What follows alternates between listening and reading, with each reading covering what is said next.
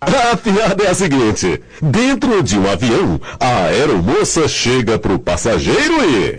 Com licença, bom dia, senhor. Bom dia. O que o senhor deseja para o almoço? Tem opções? Claro, senhor.